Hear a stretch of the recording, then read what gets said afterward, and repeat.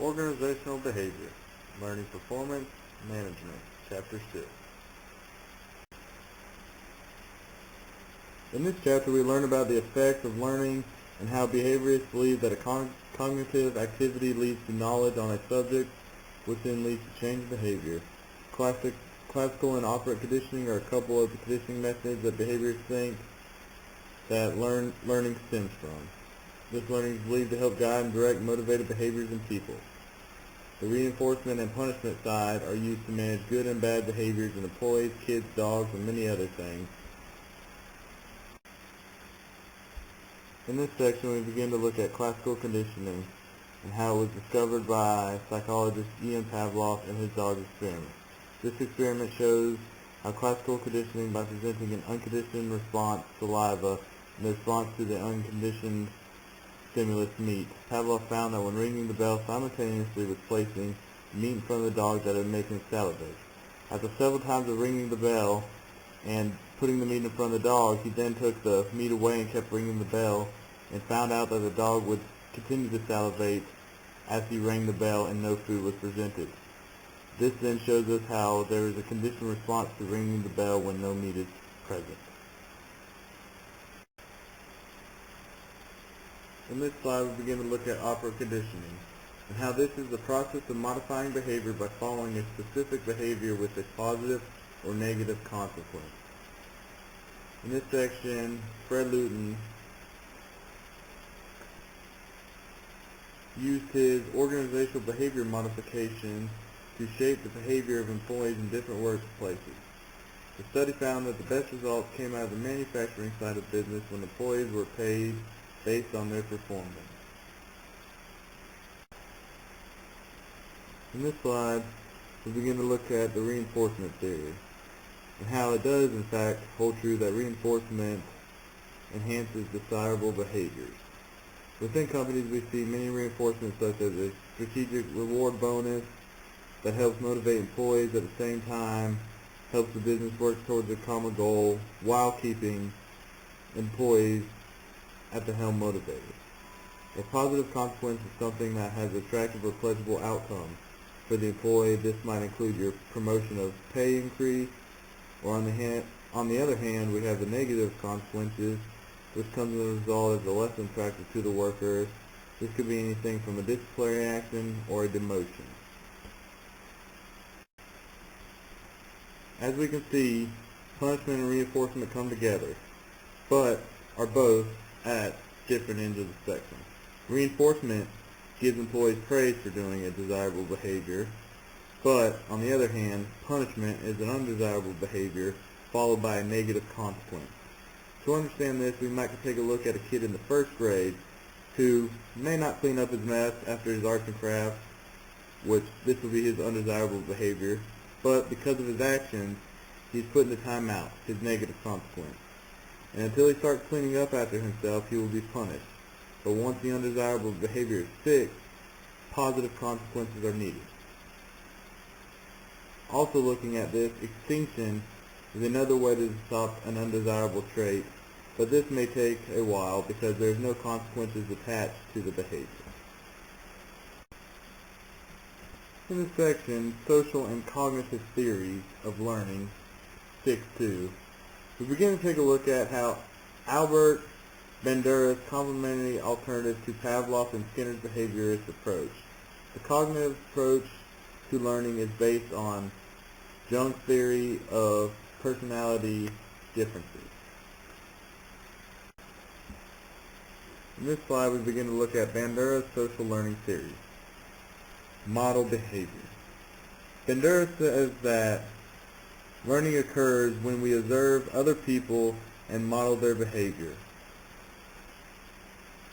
We can begin to see this in the business world when an employee starts to model his supervisor's behavior because he thinks it is an acceptable behavior that is wanted to be modeled.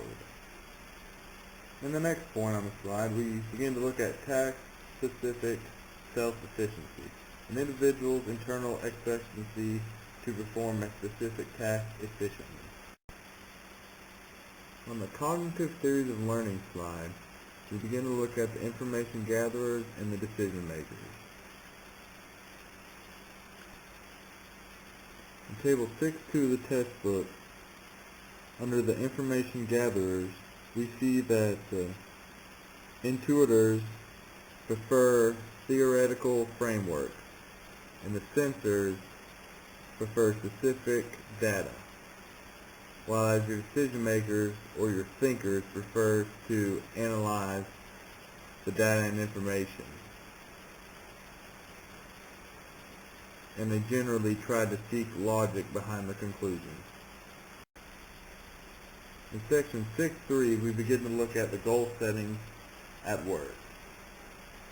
How characteristics of effective goals increase work motivation and task performance, goals reduce role stress, and how goals improve performance evaluation. On this slide, we'll begin to go over characteristics of effective goals. SMART goals was put in place by Sanger Harrison and stands for specific, measurable, attainable, realistic, and time-bound. This is a very good way to keep his focus on employees and their specific goals and help them attain peak performance in the job. Many organizations work to standardize cycles of time, such as quarters or years. If there are any uncertainties about the time period of goal efforts, the time limit should be explicitly stated. As time, energy, or resources become available, a person can work through his list of goals in order of importance. Goal setting can serve three functions. First, it can increase work motivation and task performance. Second, it can reduce stress caused by conflicting or confusing expectations. Third, it can improve the accuracy and validation of performance evaluations. Managers who use this goal setting should ensure employee participation and useful performance feedback. Employee participation is especially important when trying to accomplish difficult goals set by managers. Next, we look at negative feedback. Negative feedback is generally when an employee wants to fix what they are doing wrong to try to do their best to reach the goals that have been presented to them by their managers. In this slide, we begin to look at the goals increasing work motivation and task performance. Generally, while at work, we see that the higher the goal, the better the performance. Section 6.4, Performance, a Key Construct. In this section, we look at performance management, how to define performance, and measuring performance. First, we will take a look at performance management. In behavioralist terms, this is an essential first step in the process. If done right, performance management process can lead to increased employee engagement, where workers know exactly what's expected of them, and they have the skills and abilities to meet those expectations. This performance management is the process of defining, measuring, appraising, providing feedback on, and improving performance in an employee. Defining performance. This is a very clear slide. When we look at defining performance, we see that managers must define performance if their employees are to perform well at work. A performance appraisal is the evaluation of a person's performance. Measuring performance actually performances matches measured performance, and since operational performance generates more quantifiable data, it is in fact easier to measure managerial performance. A performance appraisal system should improve the accuracy of measured performance. In this table, we begin to see how they actually measure the performances with a graph.